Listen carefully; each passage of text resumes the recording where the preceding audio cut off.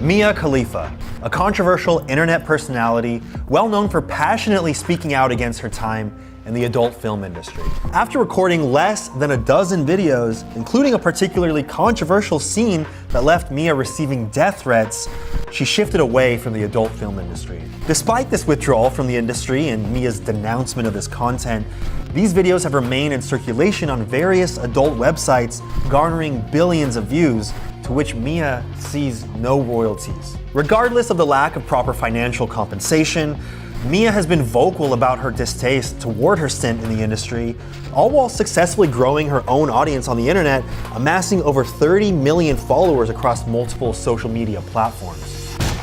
My name's Anthony Padilla, and today I'm gonna be sitting down with Mia Khalifa to learn the truth about her story.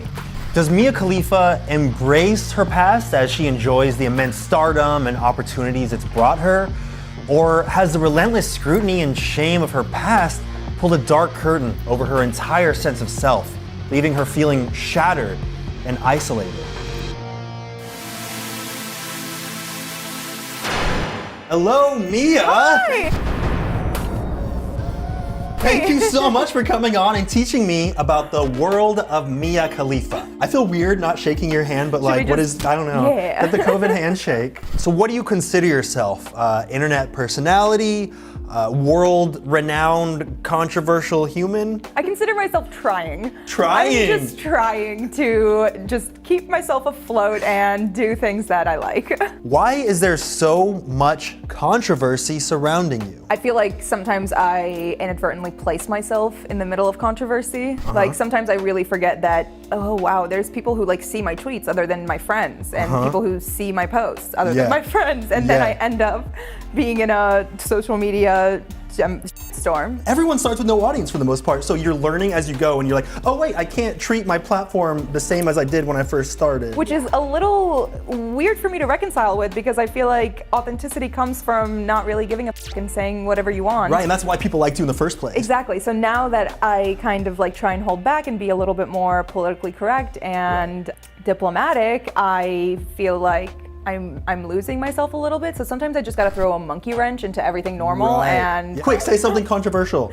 Oh my God, wow, I could have, oh my God, she shot her pants. Your 25 lawyers in the back are not happy right now. Oh my God. How old were you when you first got into the adult film industry, and is there any reason in particular why you chose to partake? So I was 21 years old, and the reason was wrong place, wrong time at many points in my life, wrong mentality at many points in my life, low self-esteem, Right. very low self-worth. So you first got into the industry because it was like a way to boost your self-esteem? I started to get positive male attention, which was validating for a very short period of time. Right. And then I kind of started to chase that validation because I felt like that was the only way for me to get positive attention from men, because I was so overweight growing up. You weren't expecting anyone to see it? Absolutely not. I mean, like, how many videos are there out there of people doing sexually explicit things? Like billions? Literally billions. And you're like, mine's gonna be like drowned out, for sure. First of all, mine are trash and there's only 11, please move on. At the time, how did you think your life might be affected by recording those scenes?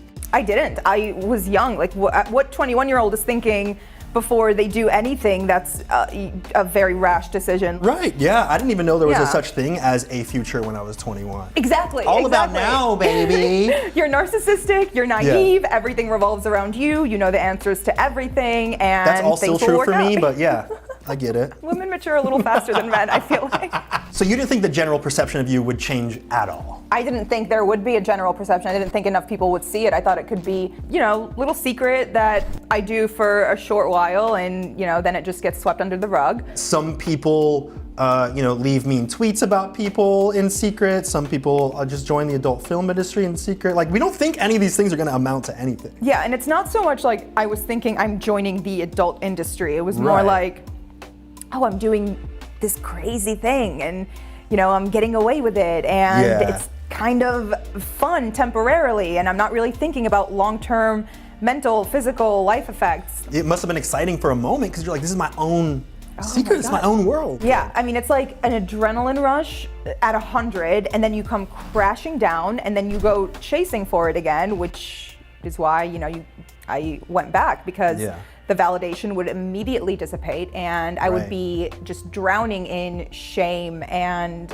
embarrassment and confusion about why I was feeling that way. And I went back because I got the validation back. How do you think your experience in the industry might be different than people assume? I think people assume that I am just loving the success and loving everything that I've gotten because of it, and they don't really understand that, no, I really didn't want this after I quit. I went off the grid, I worked 2 normal jobs, I really tried to make normal life work again because I thought, okay, I got out early enough. I don't, I can still salvage what's left of my life. Right. And after a year of trying to do that, I realized it wasn't the case. Do you remember what the economics of those deals and contracts were actually like? Well, off the videos, I made $12,000. And $12,000. $12,000 according to my tax reports and according to my bank account at the time. The other $160,000 unaccounted for over the span of about 3 years is me being on salary for being a social media manager for Bang Bros. Do you feel you were appropriately compensated for the work that you did do, in particular on those scenes? I do not think so, but I am also not trying to get money back. Right, it was never about the money, right? The reason I came out with the video in the first place, kind of explaining how much I made, is because the overwhelming majority of people truly believes that I make basically $1 for every time a video is viewed.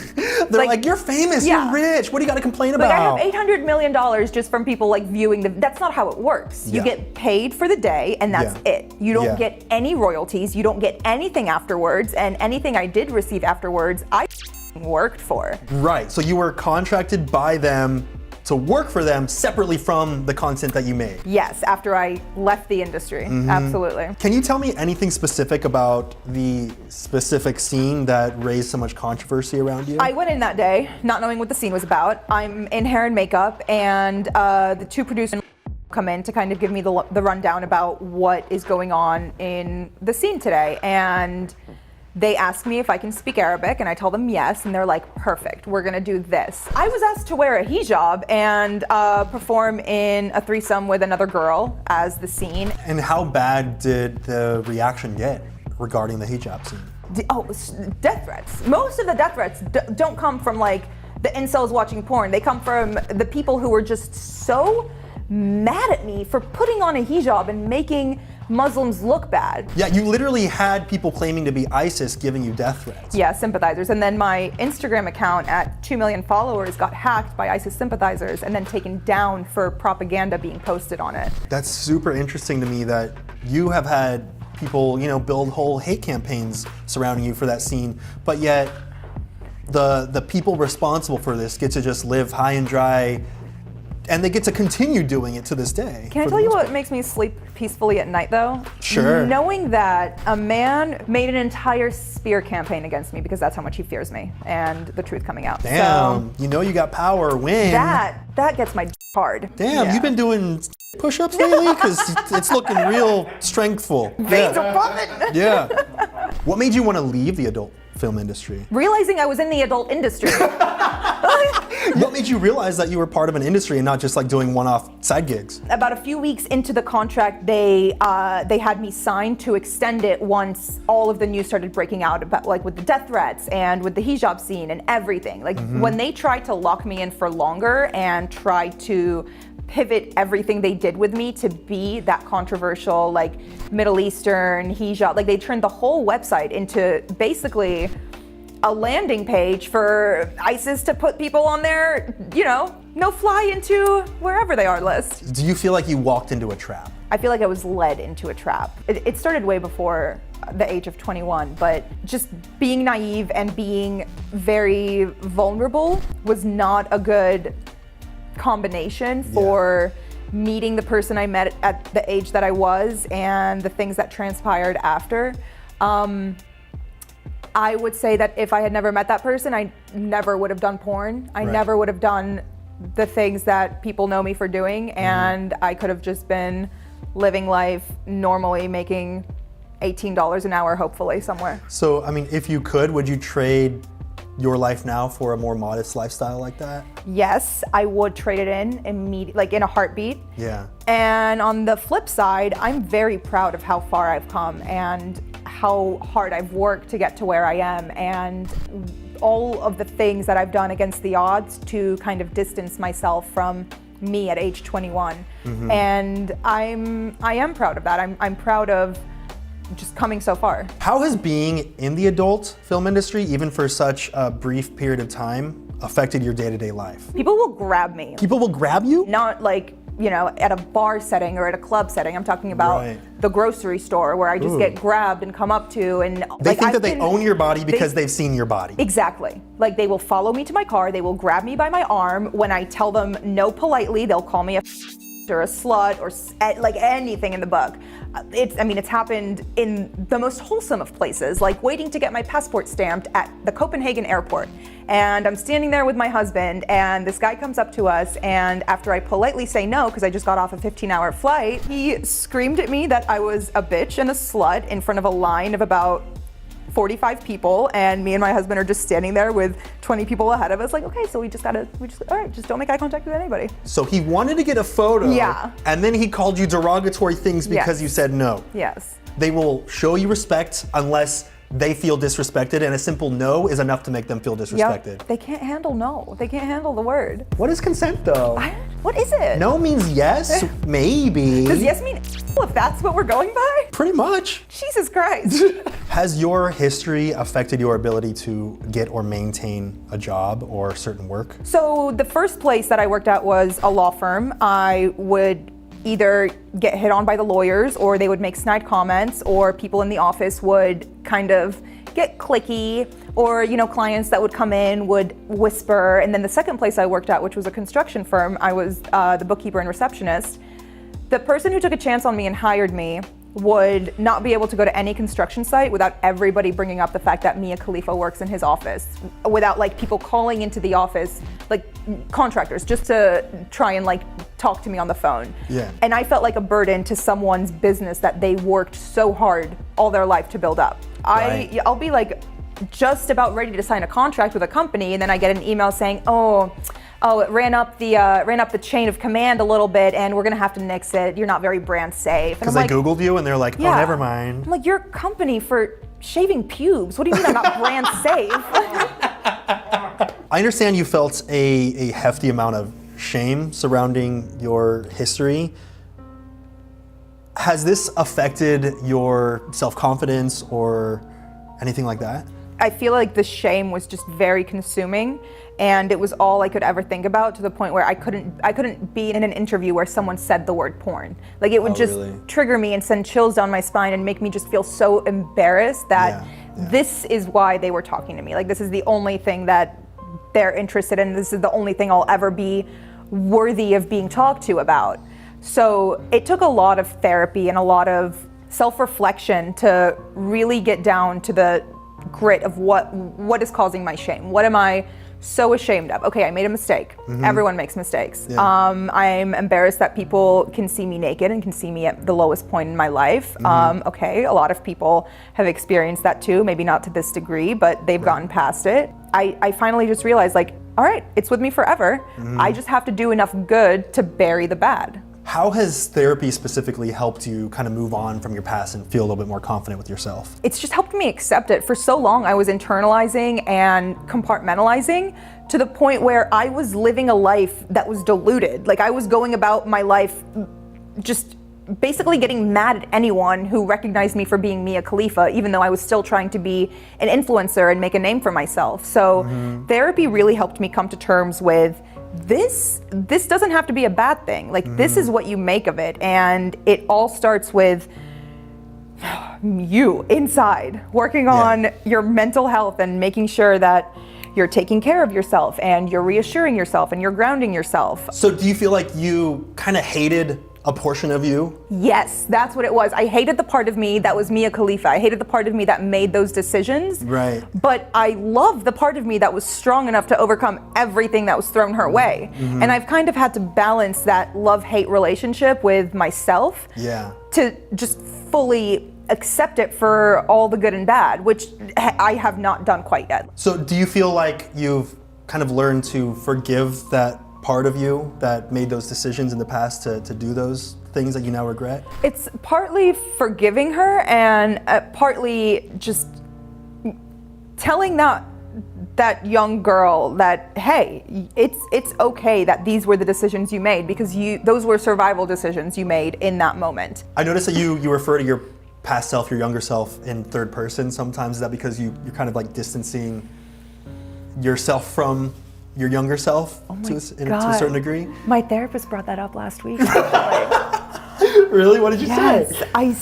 He said that that's part of dissociation, my dissociative disorder. When I look back on the things that were traumatic, I'm looking back at them from like an eagle-eye view. And you feel so disconnected? Yeah, exactly. You're like, well, you've obviously grown, evolved so far away from that I could see that those decisions, you would never make them now. So you're like, that's almost someone else. Yeah. What's your view on independently managed sites where people get to do sexual things like cams and things like that versus the actual porn industry? Oh my God, girl, if you have the entrepreneurial spirit to start your own website, right. Do it where you are in control of everything, and when you're ready for it to be taken down, all you have to do is press delete. Pornhub is estimated to have made over $500,000 off of your content. Do you think that's an accurate estimate? Yes. But I don't know how much Bang Bros makes, and in the cease and desist, they basically said we did not make 50 million, and they probably made 49.9, and they're just like... They weren't willing to say what they did make, only what they didn't make. How do you feel about certain websites, just to not name a few, posting and pushing your videos and advertising them whenever you start picking up press, kind of duping people into believing that you are consistently and still active in the industry? It's extremely detrimental, and that's been the hardest to get away from. Like if that wasn't happening, I think it would be a lot easier. Right, so it's not necessarily about the fact that you did these things in the past, it's about the fact that they are treating it, and it looks like you're still doing it actively. The most obvious when all of this started breaking out last week, all over again, most of the reaction was, wait, you're not still doing porn? Right, yeah. Like, sir, no, I barely get laid, I'm married now. Yeah, once a month at most. Yeah. Which is enough, to be honest with you. If there's anyone watching who is claiming, oh, she's victimizing herself, she knew what she was getting into, she signed a contract, she deserves everything coming her way, what would you say to them? This victim blaming thing is not it. This is not a good look for you. You are a grown-ass corporation going after a girl who is just trying to move on. Y'all look dumb. I can't wrap my head around the fact that some people are devoting their time, taking time out of their day to say you deserve what comes your way. For why? What are they getting out of it? If I'm not winning this fight, then they can still keep me in that little box of, little tiny shiny box with a bow that says on it. And that's where they feel safe with me being, because I'm not a threat in that box. And that power gets to go away if the general consensus is she doesn't want her body to be seen. We should respect that, even if she did sign something when she was 21 years old. Honestly, barely an adult. Yeah. And are our brains even fully formed? Not till 25. 25? So any decision you make now though, fully formed brain. Me trying to get out of my current lease, you're like, my brain's not fully formed, I'm a baby. You've said that statistically Muslim countries consume more porn than anyone else, so the men yelling at you are potentially the same men clicking on you. What do you think that says about the misogyny and hypocrisy surrounding the industry and just the taboo nature of it in general? I think that all of this ties back to shame.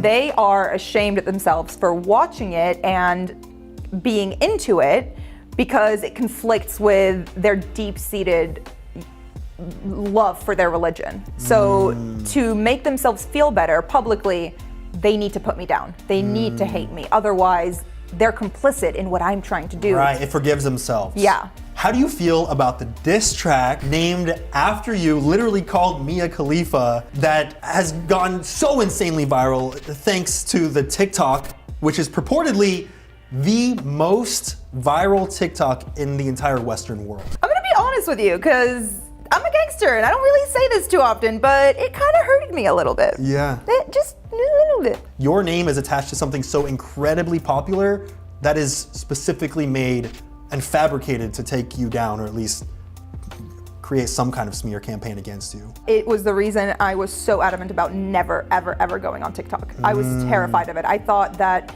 everyone who ever used that song hated me and thought I was a slut, and I would just be completely shunned away from there if I ever like stepped foot onto that platform. I counted, the song literally says your name 38 times in it. Yeah, well, anytime someone puts my name in something, it's gonna get clicks. So congrats to them for figuring out how to clickbait. And that was specifically in response to a fake tweet that they created. They created the fake tweet? Yes, there is a whole video of them coming out and saying it was a fake tweet. Oh, they admitted it. Yeah, okay. but recently they posted an apology video about creating the whole song and about the slut shaming.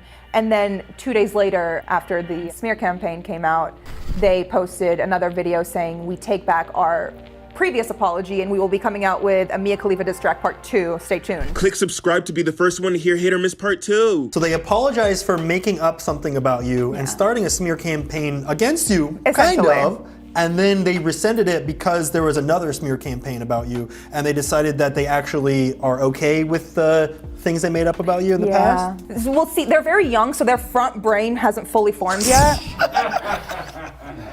So you posted this tweet that says, got death threats? Check.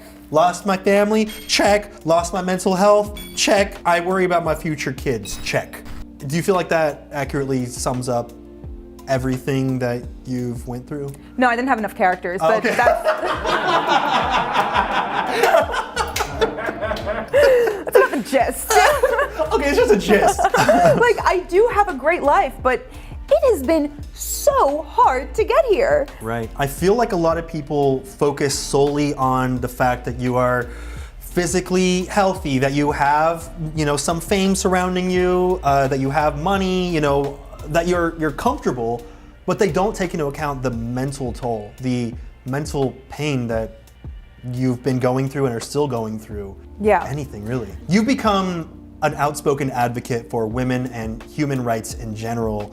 If it were up to you and you could change the laws to make things safer for people out there, what kind of things would you change? I just want to protect young women who want to go into this industry. I think that it should be illegal to force a woman to sign a contract right then and there. They force you to sign it then and there They in the don't seat? force you, but they put it in front of you and say, this is your contract, sign it.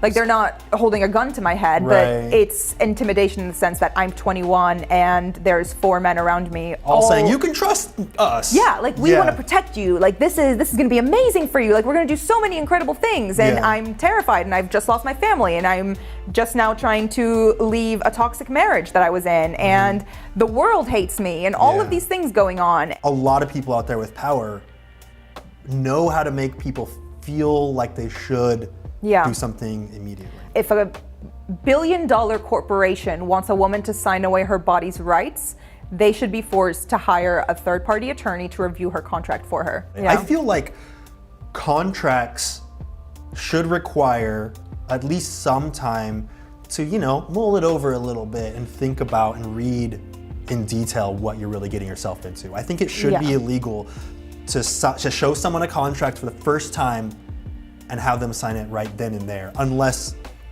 they make that choice very apparent. I was still very much in that validation-seeking mindset where I didn't know if I said, I want to have an attorney look at this, or I want to think about this, or I don't like this part of the contract. I thought that they would just say, all right, kick rocks, leave. I feel like now you know, and at least you can now send a message to people. Read a contract, give yourself some time, hire the right people, really think about it. It's not a good position to be in. No, especially when you're young. You feel really helpless. Yeah, absolutely. And there's nothing to be done about it because it's right there on paper. You signed it. Like, there's no refuting it. If there's anyone watching this right now who is young and thinking about getting into the industry themselves, is there anything that you'd want to say to them? Own your content.